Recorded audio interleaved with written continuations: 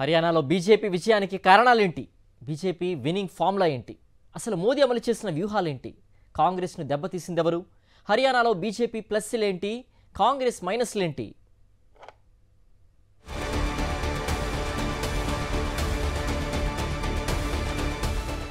లోక్సభ ఎన్నికల్లో తగిలిన షాక్ నుంచి కోలుకున్న బీజేపీ హర్యానాలో వేగంగా పుంజుకుంది. సోషల్ ఇంజనీరింగ్ నుంచి ఎన్నికల వ్యూహాల వరకు అన్నింటికీ పదును పెట్టింది. మోదీ షా ద్వయం అన్ని తామై రాష్ట్రంలో పార్టీని నడిపించారు. ఫలితంగా ఎగ్జిట్ పోల్స్ అంచనాల్ని తలకిందులు చేస్తూ హ్యాట్రిక్ విజయాన్ని నమోదు చేసింది.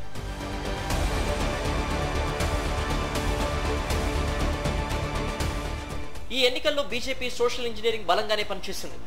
రాష్ట్రంలో జాట్ వర్గం కాంగ్రెస్ చిత్రం కింద ఏకమవుతోందని బీజేపీ ముందుగానే గ్రహించింది.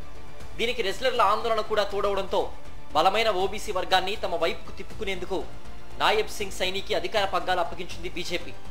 దీంతో హర్యానాలో జాట్ వర్సెస్ ఇతరులు అన్న పోరాటంలో పైచేయి సాధించింది.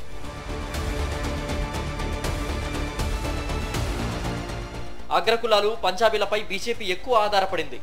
ఈ క్రమంలో లోక్సభ ఎన్నికల్లో నష్టం నుంచి వెంటనే తేరుకొని హర్యానా పగ్గాలను బ్రాహ్మణ వర్గానికి చెందిన మోహన్ లాల్ బదోలికి అప్పగించింది.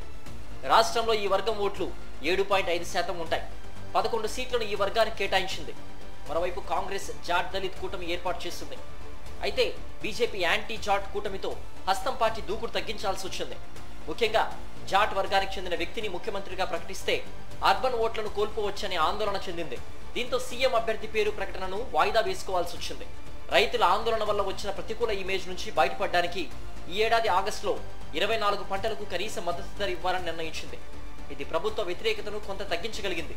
ఈసారి నిరుద్యోగ సమస్యను తగ్గించడానికి 10 ఇండస్ట్రియల్ కారిడార్లను రాష్ట్రానికి తీసుకొస్తామన్న హామీ యువతపై పనిచేసింది.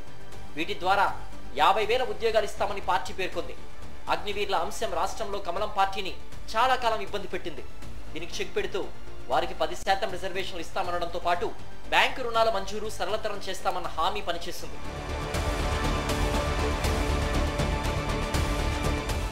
మరోవైపు ప్రభుత్వ వ్యతిరేకతకు కళ్ళం వేసేలా ముఖ్యమంత్రి ఖట్టర్ను మార్చేసిన బీజేపీ దాదాపు సగం మంది సిట్టింగ్ ఎమ్మెల్యేలకు టికెట్లు ఇవ్వలేదు.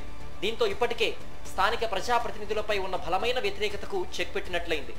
మొత్తం 60 మంది కొత్త వారికి అవకాశాలు ఇచ్చింది. అంతేకాదు ఎన్నికలకు ముందు ముఖ్యమంత్రిని మార్చడం ద్వారా ప్రభుత్వ వ్యతిరేకతకు చెక్ పెట్టడం బీజేపీ ఫార్ములా. గుజరాత్, ఉత్తరాఖండ్, కర్ణాటక, త్రిపురల్లో ఇదే వ్యూహాన్ని అనుసరించింది కమలదళం. హర్యానాలో ఇదే చేసింది.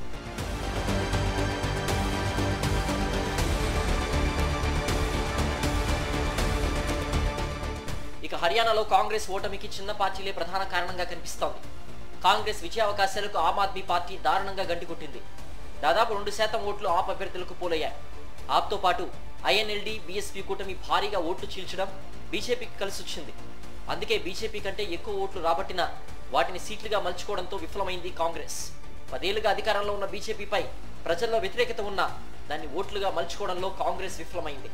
సీట్ల సర్దుబాటు, వ్యూహాలు అమలు చేయలేక గెలుపు ముంగిట ఘోర పరాజయం మూటగట్టుకుంది.